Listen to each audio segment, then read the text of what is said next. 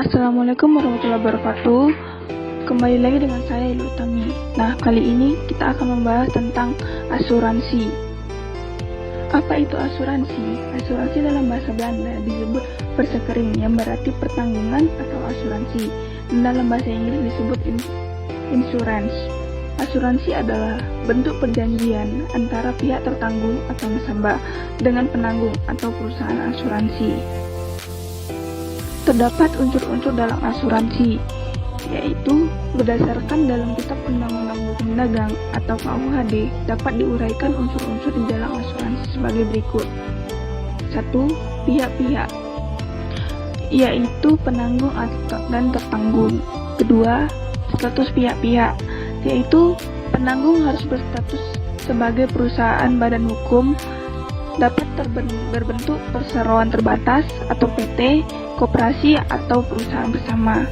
3. Objek asuransi, yaitu dapat berupa benda, hak, atau kepentingan yang melekat pada benda dan sejumlah uang yang disebut premi atau ganti rugi. 4.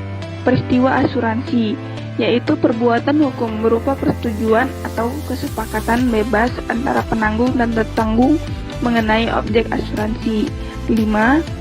Hubungan asuransi, yaitu terjadi antara penanggung dan tertanggung adalah keterikatan atau legally bound yang timbul karena persetujuan atau kesepakatan. Ada dua hal yang terdapat pada usaha asuransi. Yang pertama, polis asuransi, yaitu bukti atau surat perjanjian antara pihak-pihak yang menggadaikan perjanjian asuransi. Yang kedua, premi asuransi, yaitu kewajiban pihak tertanggung kepada pihak penanggung yang berupa pembayaran uang dalam jumlah tertentu secara periodik. Adapun prinsip-prinsip asuransi, yang pertama, insurable interest, yaitu semua resiko yang dapat dipertanggungan. Yang kedua, itikat baik, yaitu pihak penanggung perlu menjelaskan secara lengkap dan hak dan kewajiban selama masa asuransi. Yang ketiga, indemnity, yaitu mekanisme penanggung untuk mengompensasi risiko yang menimpa tertanggung dengan ganti rugi finansial. Yang keempat, proximate cause, yaitu suatu sebab aktif efisien yang mengakibatkan terjadinya suatu peristiwa berantai atau berurutan tanpa intervensi. Dan yang terakhir, kelima, subrogation, yaitu hak penanggung yang telah memberikan ganti rugi kepada tertanggung untuk menuntut pihak lain. Ada beberapa manfaat asuransi, yaitu rasa aman dan perlindungan, pendistribusian biaya dan manfaat yang lebih adil. Polis asuransi dapat dijadikan jaminan untuk memperoleh kredit, berfungsi sebagai tabungan dan sumber pendapatan, alat penyebaran risiko, dan yang terakhir membantu meningkatkan kegiatan usaha. Risiko yang terdapat dalam asuransi adalah yang pertama, risiko murni, yaitu suatu risiko yang apabila benar-benar terjadi akan memberikan kerugian dan apabila tidak terjadi tidak akan memberikan kerugian. Yang kedua, risiko spekulatif, yaitu risiko yang berkaitan dengan terjadinya dua kemungkinan, yaitu kemungkinan mendapat keuntungan dan kerugian. Yang ketiga, risiko individu, yaitu risiko yang dihadapi dalam kehidupan sehari-hari. Cara penanganan risiko dalam asuransi, yaitu menghindari risiko, menahan risiko, membagi risiko, dan mentransfer risiko. Hal-hal yang menyebabkan kerugian asuransi. Yang pertama, peril, yaitu dapat diartikan sebagai penyebab atau yang mungkin dapat mengakibatkan suatu kerugian.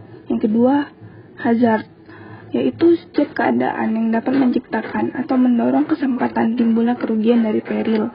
Yang ketiga, moral hazard, hazard akibat kelalaian dan tindakan yang tidak bertanggung jawab yang akan menyebabkan kerugian.